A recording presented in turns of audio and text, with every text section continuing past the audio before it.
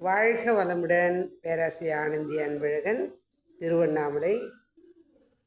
இன்னைக்கு என்ன தலைப்பில் பேச போகிறோம் அப்படின்னா, சுவாமிஜியோட பிறந்த நாள் இன்னைக்கு. அவரோட எண்ணம் என்ன அப்படின்னு பார்த்தீங்க அப்படின்னா, உலக அமைதி இல்லைங்களா? அப்போ நாலூர் நற்சிந்தனையில் அவரோட எண்ணத்துக்காக இன்னைக்கு பேசலாம். உண்மை தான். அதாவது ஒவ்வொரு மனிதனும் தோன்றாங்க, பிறக்கிறாங்க, வாழறாங்க, திருப்பி மறைந்து தான் போகிறாங்க. ஆனால் எத்தனை பேர் தனக்காக வாழாமல் பிறருக்காக வாழ்கிறார்களோ அதுதான் வாழ்க்கை அப்படின்றதுக்கு உதாரணமாக இன்றைக்கி நம்ம மனவளக்கலையில் அருள் தந்தை அவரோட 115வது பிறந்த நாள் இல்லைங்களா? அப்போ எவ்வளோ ஒரு நல்ல விஷயம். ஒவ்வொரு மனிதரும் தோன்ற ஒரு மரம் தோன்றுது, எத்தனையோ ஜீவன்கள் தோன்றுது அப்படின்னா எல்லாமே என்ன பண்ணுதுங்க, மற்றவங்களுக்காக வாழ்ந்துட்டு தான் தன்னை போயிட்டே இருக்கு. அப்போ சுவாமிஜியோட பிறந்த நாளான இன்னைக்கு அவரோட எண்ணம் என்ன அப்படின்னா பார்த்தீங்க அப்படின்னா அமைதி. அந்த அமைதி எப்படி வரும் அப்படின்னா, தனி மனிதன் அமைதியில் ஆரம்பித்து தான் தான், குடும்பம், சுற்றம், ஊர், உலகோர் அப்படின்னு சொல்ல பாருங்க. அது மாதிரி தனி மனிதன் அமைதி, குடும்ப அமைதி, உலக அமைதி. அது நடக்குமா அப்படின்னா, ஒரு விதையை போடுறோம் அப்படின்னா அதுதான் விருட்சமாக மாறுது. அப்போ இன்றைக்கி மனவளக்கலையில் அவர் போட்ட விதை தான் இன்றைக்கி உலகம் பூராவுமே அறிவு திருக்கோயில் திறந்து மனவளக்கலை இன்றைக்கி புகழ்பெற்று இருக்குது. புகழ் பெறது பெருசு இல்லை, ஆனால் எல்லாரும் நலமாக இருக்காங்க பாருங்கள், சிந்திக்கிறாங்க பாருங்கள், உடல் ஆரோக்கியமாக இருக்காங்களே, மன வலிமையோடு இருக்காங்களே, உயிர் சக்தியோடு இருக்காங்களே. இதெல்லாம் காரணம் என்ன அப்படின்னா, ஒவ்வொரு மனிதனோட அருள் தந்தையோட உழைப்பு, அவரோட இறை உணர்வு தன்மை, இதுதான் இன்றைக்கி நமக்கு மனவளக்கலையாக கொடுத்துருக்காங்க. அப்போ அவரோட அமைதி அப்படின்னா என்ன சொல்கிறாரு அப்படின்னா, அமைதி மனித இன வாழ்வில் நிறைவு தரும் தெய்வீக இன்பம் அப்படின்றாங்க. அதாவது தெய்வீக இன்பமா, இன்பம் அப்படின்ட்டு கூட பார்த்திங்கன்னா தெய்வீக இன்பன்றதே இன்றைக்கி நமக்கு தெரியுது.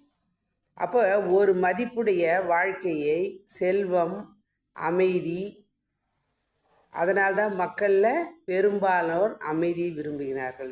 எவ்வளோதான் செல்வம் இருந்தால் கூட அந்த அமைதியை நோக்கி தான் பயணம். அதாவது இன்ப துன்ப வாழ்க்கையில் இதுதான் வாழ்க்கைன்னு வாழ்ந்துட்டுருக்கோம், இல்லைன்னு சொல்ல முடியாது. ஆனால் அதை தாண்டி நிற்கிறோம் பாருங்கள், அமைதி என்ற நிலையில், தியானத்தில். அப்போ தான் நம்மை பற்றிய ஒரு அறிவு அங்கு சிந்திக்க தொடங்குகிறோம். ஆனால் இன்றைக்கி என்ன நடக்குது அப்படின்னா, உலகம் முழுவதும் பார்த்தோம் அப்படின்னா எங்கும் அமைதி குலைந்து தான் காணப்படுகிறது. அந்த ஏன் அப்படின்னா, தனி மனிதருடைய சமுதாயத்துக்கூட உலக மக்களுடைய எல்லா இடத்துலையும் பார்த்தீங்க அப்படின்னா நிலையான அமைதி இல்லை. அப்போ பிணக்கு, அச்சம், பகை, போர் இதெல்லாம் பெருகி கொண்டே இருக்கிறது. இந்த நிலை நீடிக்கக்கூடாது. அப்போ என்ன பண்ணோம் அப்படின்னா, இது மாறிதான் ஆகணும், மாற்றித்தான் ஆக வேண்டும். அப்போ எப்படி, யார் மாற்றுவது, எப்படி மாற்றுவது, இதுக்கு விளக்கங்கள் யார் அப்படின்னு கேட்டோம் அப்படின்னா, முதல்ல விடையாக வர்றது உலகை, மனித குலத்தை நல்வழிப்படுத்தி செல்லக்கூடிய அறிஞர்களின் பொறுப்பு, ஆட்சி தலைவர்கள், கல்வி பொறுப்பாளர்கள், சமுதாய நலம் விழையும் செல்வந்தர்கள், இவர்கள் எல்லோருமே பார்த்தீங்க அப்படின்னா மனித குலத்தை நன்மை காக்கும் தகுதி பெற்றவர்கள், பொறுப்புடையவர்கள். அப்போ அதை சுவாமி சொல்கிறாரு, உலகில் உள்ள பொறுப்புடைய தலைவரெல்லாம் உயிரறிவை உள்ளுணர்வாய் பெறுதல் வேண்டும். உலக அனைத்து நாடுகளின் எல்லை காக்க ஓர் உலக கூட்டாட்சி வலுவாய் வேண்டும். உலகில் போர், பகை, அச்சமின்றி மக்கள் உழைத்துண்டு வளம் காத்து வாழ வேண்டும். உலகெங்கும் மனித குலம் அமைதி என்னும் ஒரு வற்றாத நன்னேறி பெற்று உய்ய வேண்டும்னு சுவாமிஜி அழகாக சொல்கிறார், தவம் முடித்த நிறைவில். அப்போ நாம் என்ன பண்ணுங்க, உலகில் உள்ள பொறுப்புடைய தலைவர், இப்போ சொன்ன பாருங்கள், செல்வந்தர்கள், அறிஞர்கள், சிந்தனையாளர்கள், இவங்கெல்லாம் பார்த்தீங்க அப்படின்னா தியானம் எடுத்தாவே அவங்க தன்னையும் போல பிறரையும் நேசிக்கக்கூடிய தன்மை வருவார்கள்.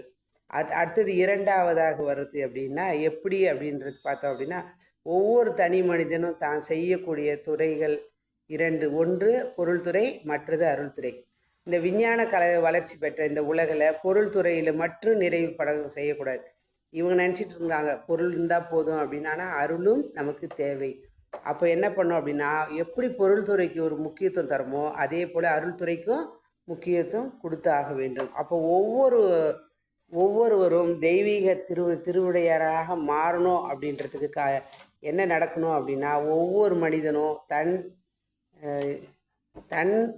தனி மனிதன் அமைதியில் ஆரம்பித்து உலக அமைதி வரலும் எடுத்துகிட்டு போகிறதுக்கு தன்னை மாற்றிக்கொண்டால் போதும். தன்னை சுற்றி உள்ளவர்களையும் மாற்றிக்கொள்ளலாம், எல்லாவற்றிலையும் உயர்த்தி கொள்ளலாம். அது உடலாலையும் அறிவாலையும் எல்லா விதத்துலையும். அந்த விதத்தில் பார்த்தீங்க அப்படின்னா, மனவளக்கலையில் ஒரு தெய்வீக பெட்டகம் இரையாற்றல் நம்மளுக்கு கொடுத்த ஒரு அற்புதமான குரு யார் அப்படின்னா சுவாமிஜி தான். அந்த சுவாமிஜியோட குரு என்றால் சொல்லுவாங்க, குற்றத்தை நீக்குபவர் அப்படின்ட்டு, நம்ம இருளையை அறியாமையை நீக்குபவர் அப்படின்னு. ஆனால் அவர் வழி நடக்கிறார் பாருங்க, அதுதான் நம்ம குருவுக்கு செய்கிற பெரிய தொண்டே.